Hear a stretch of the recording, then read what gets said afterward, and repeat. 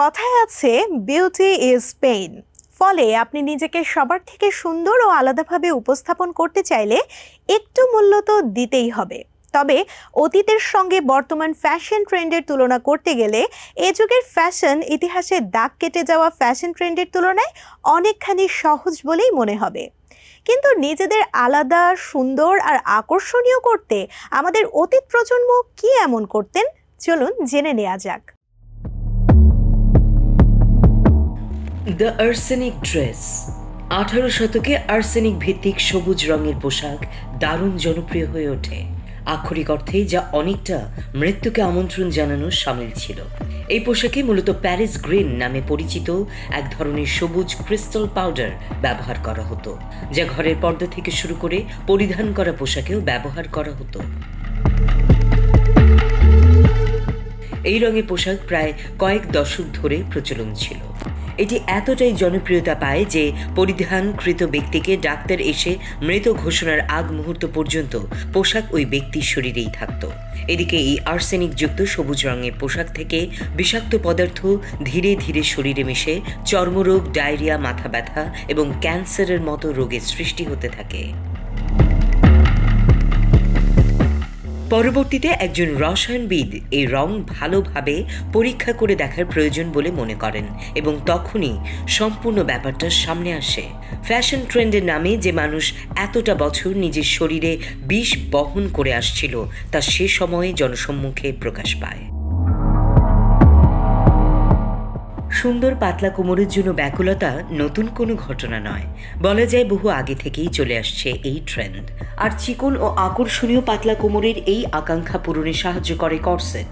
তবে একসময় শক্ত ও ভীষণ টাইট লেসের তৈরি এই কর্সেট শরীরের জন্য বেশ বিপজ্জনক হয়ে দাঁড়ায়।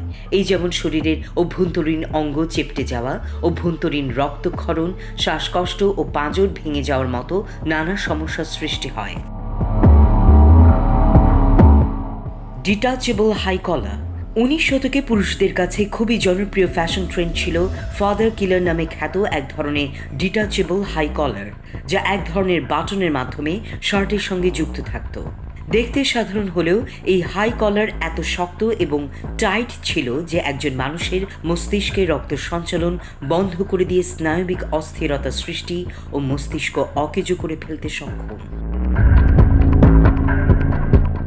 তবে এই হাই কলারের প্রতি পুরুষদের ব্যাপক আগ্রহ এটা প্রমাণ করেছিল যে ফ্যাশন ট্রেন্ড অনুসরণ করতে কেবল নারীরা নয়, বরং পুরুষেরাও জীবন ঝুঁকির মধ্যে ফেলতে পিছু পাচ্ছিল না।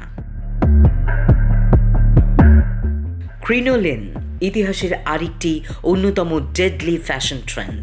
ক্রিনোলিন মূলত ঘোড়ার পশম ও স্টিলের তৈরি এক ধরনের খাঁচাকৃতির ফ্রেম, যা নারীদের স্কার্ট বা পোশাককে বিশাল আকার দিত। এই পোশাক কেবল অস্বস্তিদায়কই ছিল না, বরং স্টিলের ফ্রেমের কারণে কোথাও বসা বা দরজা দিয়ে বের হওয়া প্রায় অসম্ভব ছিল। তবে এর সবচেয়ে বিপজ্জনক দিকটি ছিল অগ্নিদাহ্যতা। খুব সাধারণভাবে ফায়ারপ্লেস বা আগুনের পাশে দাঁড়িয়ে থাকলেও এই পোশাকে আগুন ধরে যাওয়ার আশঙ্কা ছিল অনেক বেশি। 18 শতকের মাঝামাঝি সময় ক্রিনোলিনকে এতটাই বড় পরিধির পোশাকে রূপ দেওয়া হয় যে তা হাজার হাজার মানুষের মৃত্যুর কারণ হয়ে দাঁড়ায়। তখন ইংল্যান্ডে প্রায় 3000 নারী ক্রিনোলিন সৃষ্ট আগুনে পুড়ে মারা যায়। এখন বলুন তো, শুধু ফ্যাশন ট্রেন্ড ফলো করার জন্য আপনাকে যদি এমন প্রাণঘাতী পোশাক পরতে বলা হয়, পরবেন কি? নিউ ইয়র্ক থেকে সম্প্রচারিত TVN 24 টেলিভিশন বিশ্বজুড়ে বাঙালির কণ্ঠস্বর।